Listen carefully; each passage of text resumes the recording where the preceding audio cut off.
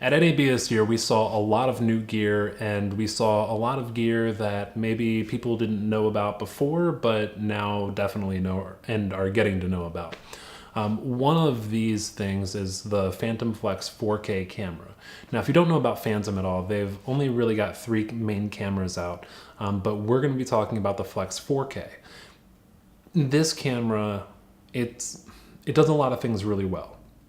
It has 2 terabytes of storage on an internal solid state drive that you can be able to shoot directly to, and I mean that can fill up a lot of time for you.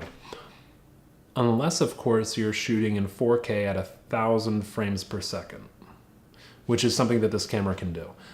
So this camera, that's its big thing. That's what this camera is really all about. It's about the high-speed 4K imagery, and it's definitely very cool. Now, you obviously have to pump in a lot of light to be able to make this image be able to look good 4K at 1,000 frames per second.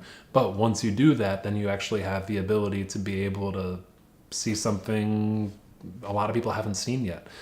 Is this a great camera to be able to shoot an entire action film on? Yeah, I think it is. And I think it is because we're able to move in between the 24 standard frames per second at 4K, and we're able to shoot at 1,000 frames per second 4K. So for an action film, this would be great. This would be incredible to be able to use this camera for an action film. But is this the kind of thing that's going to be needed on a documentary, on a drama, or on or maybe a horror? But it's not really for every single specific niche and genre, I don't think, personally. And that's not to say that the camera doesn't do a lot of things very well.